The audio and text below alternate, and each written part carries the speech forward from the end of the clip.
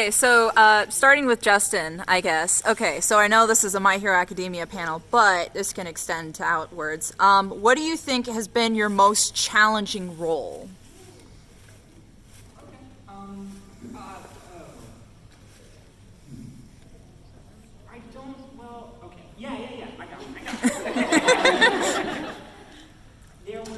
I am well known for the type of voices that I usually get cast for, so much that I often hear, oh, that sounds just like Justin, doing that Justin voice again. So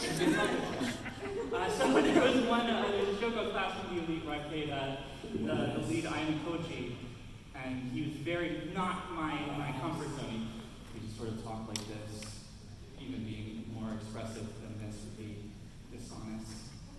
He's just a blasé kind of guy. And it was hard, because my voice is very musical, and it wants to be that way. So I was constantly being told, all right, bring it back. Yeah. I honestly find everything that I approach challenging at the beginning, but the short answer is I did, at one point I did a trilogy, these 3 films called Appleseed, Appleseed Ex Machina, and Appleseed Alpha. They're not very well known, but I was playing a cyborg, and it was the first time in my career that I had transitioned from to a sort of superhero character. And he had to have these one-liners, and he was really laying down on my chords, and this deep, sort of gritty voice. And so that was really challenging. Through the first film, I actually started to lose my voice as the character starts to kind of lose his mind, and it worked perfectly, but that was really challenging vocally. So yeah, that's the first thing that comes to mind, Appleseed. Mm-hmm. The most challenging, I think, honestly, is Toga, just as a character. She's so unpredictable. It's not like she's just in the box. There's a lot of discussion between me and Colleen when I'm recording her, but vocally, it's Mavis.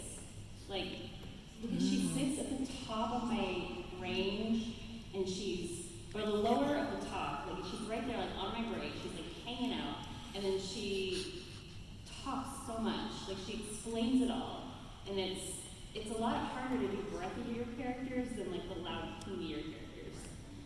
So I would say, I'm gonna give it to old Mavis.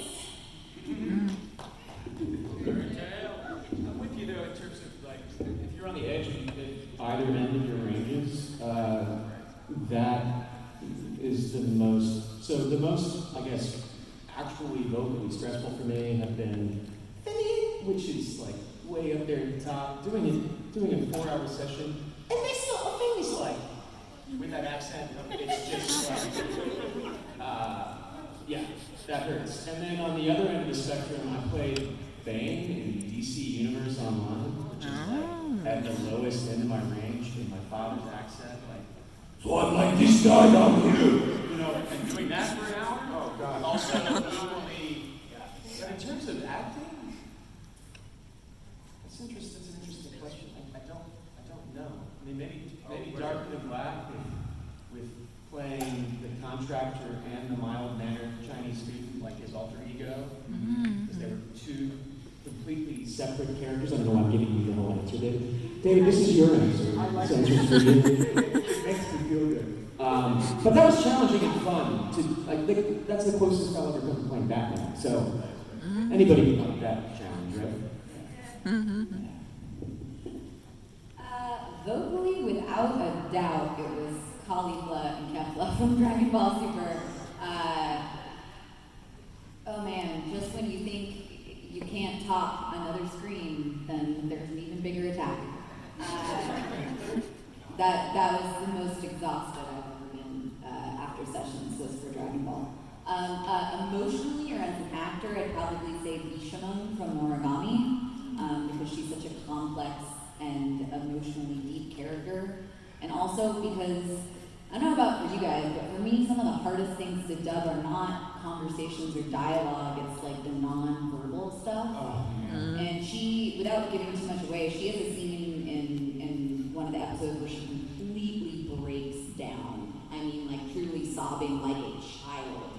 And that was some of the most technically difficult work I've ever had to do, where you're trying to like, okay, so did she like shut her breath 3 times and then sob and then heave and like, so, and you're also trying to maintain like